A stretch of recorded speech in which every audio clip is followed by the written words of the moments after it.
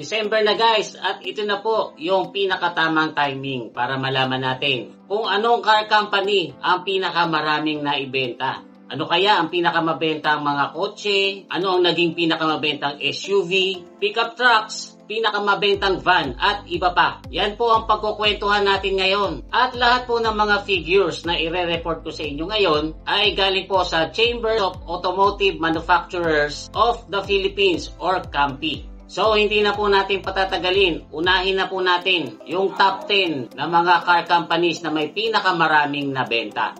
At ang pang number 10 po ay mula sa Korea. Ito po ang Kia Motors na nakakuha ng 1.79 sa market share. Sa number 9 naman po ay ang MG na 1.99 market share naman po ang nakuha this year. Pumasok naman po sa number 8 ang kapatid ng Kia na Hyundai. Nakakuha naman po ito ng 2.10% ng market share. Ang sikat naman noon na Honda na palaging pasok sa number 5, ngayon ay pang number 7 na lang. Kasi 3.31% ng market share ang nakuha nila ngayong taon. Mas nalamangan naman po sila ng Nissan na pumasok sa 6th place. Kasi 3.84 naman po ang nakuha nilang market share. So guys, ito na po ang top 5. At ang nasa 5th place ay ang Isuzu. 4.05% naman po ng market share ang nakuha nila. Mas lumamang naman po sa kanila ng konti ang Ford dahil 4.6% ng market share ang nakuha nito. Pumasok naman po sa pang top 3 ang Suzuki. Kasi guys, 4.9 ng market shares ang nakuha nila. Going strong naman po ang Mitsubishi na nasa number 2 spot. At malaki-laki ang lamang nito dahil naka 19.76% ng market share ang nakuha nila. At syempre guys, magtataka ba tayo kung sino ang nasa number 1? Ang pinakamabentang car company ngayong 2025 by a landslide na nakakuha ng 48.49% ng total market share. So grabe, halos kalahati ng lahat ng nabentang brand new units ngayong 2025 ay nanggaling sa Toyota. Congratulations po sa Toyota. So guys, yung ibang mga car companies na hindi ko nabanggit, hindi po sila nakapasok sa top 10. Kung gusto niyo pong malaman yung kakumpletuhan ng listahan, ay ilalagay ko po yung link sa description. Ang next naman po natin pagkukwentuhan ay yung mga nakapasok sa top 3 top selling models per segment. Unahin na po natin yung A-car segment. Ito po yung mga smallest cars or commonly known as city cars. Pasok po sa top 3 ang Suzuki Dzire na nakabenta ng 730 units. Pang number 2 naman po ang Toyota Wigo na napakalaki ng lamang sa Suzuki kasi naka 13,240 units sold sa taong 2025. At ang nanalo po sa pinakamabentang kotse sa A-car segment ay nakapagbenta naman po ng 15,431 units. At yan po ay walang iba kundi ang Mitsubishi Mirage. Dumako naman po tayo sa top 3 pinakamabentang sasakyan sa B-car segment. Ito naman po yung tinatawag na mga subcompact sedan. Sa third place po ay mula sa British brand pero Chinese-owned car company. At yan po ay ang MG kasi nakapagbenta po sila ng total of 2,803 MG5. Sa second place naman po ay nakabenta ng 3,801 units. At yan naman po ay none other than Honda City. At syempre, undefeated pa rin sa B-car segment ang Toyota Vios na napakalaki ng lamang. Kasi guys, ang naibenta pong Toyota Vios sa taong 2025 ay umabot ng 20,396 units. Ang next naman po nating segment ay yung tinatawag na BMPV. Ito po yung mga kinoconsidered na small multi-purpose vehicle. Pumasok po sa third place ang gawa ng Hyundai na Stargazer kasi nakabenta po sila ng total of 3,699 units. Second place naman po at nawala na sa top spot ang Mitsubishi Expander. Kasi last year guys, ito po ang number 1 sa BMPV segment. Pero marami pa rin silang naibenta kasi umabot po sa 14,696 units ang naibenta nila ngayong 2025. At ang nagwagi sa top-selling BMPV segment ngayong 2025 ay ang Toyota Avanza na nakabenta naman po ng total of 17,748 units. Ang next naman po natin ay yung C-car segment. Ito naman po ay tumutukoy doon sa compact family car na mas malaki ng konti doon sa mga B-car segment. At ang pang number 3 po dyan ay ang Toyota Corolla Altis na 156 lang ang nabenta ngayong 2025. Lumamang naman po sa kanila ng 30 units ang Mazda 3 kasi 186 naman po ang nabentang ganito ngayong 2025. And then sa number 1 spot ng C-car segment ay ang poging-poging Honda Civic na nakabenta naman po ng total of 502 units ngayong 2025. Noong 90s, libo-libong mga Honda Civic ang nabebenta taon-taon. Pero ngayon, 500 na lang mahigit kasi hindi na po ganun kauso ang mga C-segment cars. Ang next naman po sa kwentuhan natin ay yung AUV segment.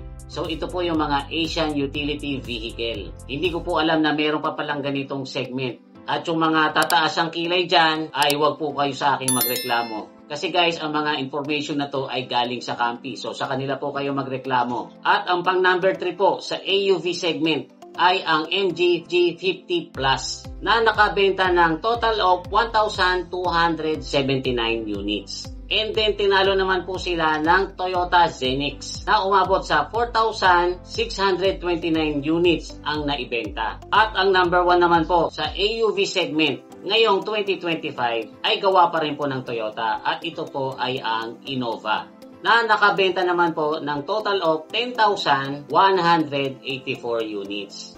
Ang next naman po natin ay ang top 3 sa MPV segment. Sa number 3 spot natin ay ang Hyundai Castin na bumenta po ng total of 452 units ngayong 2025. Sa number 2 naman po ay galing naman po sa kapatid nila na Kia dahil bumenta po ito ng 553 units ng Kia Carnival. At sa number 1 spot ng MPV segment, bumenta po ito ng 1,414 units ngayong 2025 at yan po ay ang Toyota Alphard. Ngayon ko lang po nalaman na MPV rin pala ang kategory nito.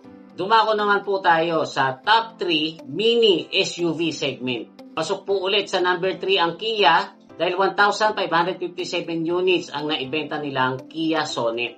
Kung pangalawa naman po dyan ang Suzuki Espresso na bumenta this year ng 6,088 units. At sa number 1 spot, napakalaki ng lamang. Bumenta ng total of 13,050 units. Ngayong 2025, ito po ay ang Toyota Race. Ang next segment naman po natin ay yung tinatawag na 5-passenger small SUV. Nasungkit po ng MG2 ang third spot. Kasi guys, 2,055 units ang naibenta nila. Tinalo naman po yan ng Mitsubishi X-Force. Dahil 2,704 units po ang naibenta nito ngayong 2025. At ang number 1 spot sa 5-passenger small SUV ay nakuha naman po ng Toyota Yaris Cross na umabot sa 4,534 units sold for the year 2025. Ngayon naman po ay 7-seater SUV segment.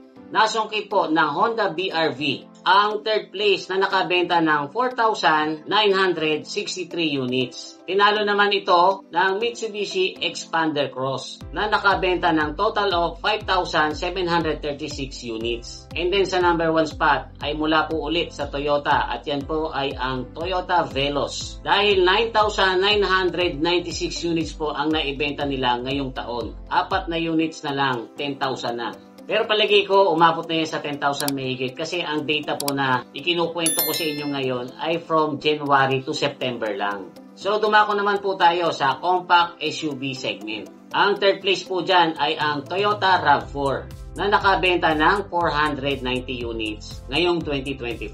Panis yan sa Honda CR-V dahil ito po ay bumenta ng 1,013 units. At sa first place naman po ay mula naman sa Ford na nakabenta ng 2,517 units at ito po ay ang Ford Territory. Ang next naman po natin ay ang top 3 medium SUV segment. At nakapasok po dyan uli ang Ford dahil nakabenta sila ng 5,396 units ng Ford Everest. And then bumenta naman po ng 8,284 units ang nasa second place natin na Mitsubishi Montero. Sa number 1 spot naman po natin ay mula po ulit sa Toyota. At ito po ay bumenta ng total of 9,732 units for the year 2025. Yan po ay ang Toyota Fortuner.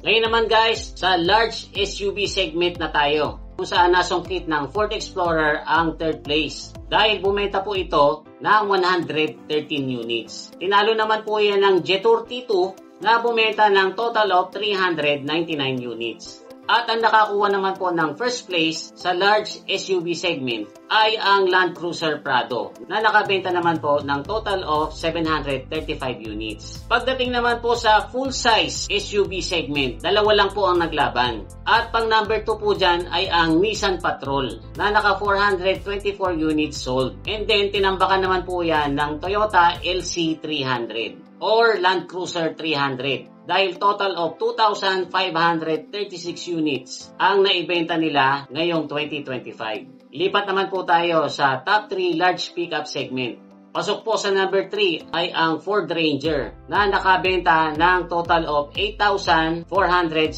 units. Tinalo naman po yan ng nagbabalik na Toyota Tamaraw kasi 11,242 units naman po ang naibenta. Kaya ang nag-number 1 po sa large pickup segment ay walang iba kundi sa Toyota pa rin at yan po ay ang Toyota Hilux na nakabenta ng total of 19,004 units from January to September 2025. At ang last segment po sa kwentuhan natin ngayon ay ang mga van. So ang nakakuha po ng number 3 spot ay ang Hyundai Staria na bumenta ng 964 units. Tinambakan naman po yan ng Nissan NV350 kasi total of 2,330 units ang naibentang NV350 ngayong 2025. Pero tinambakan pa rin yan ng Toyota Hiace kasi guys, total of 14,951 units ang naibentang Toyota Hiace ngayong taong 2025. Grabe guys, ganyan karami yung mga sasakyang na ibenta ngayong 2025. So wag na kayong magtaka kung bakit pasikip ng pasikip ang mga kalsada natin.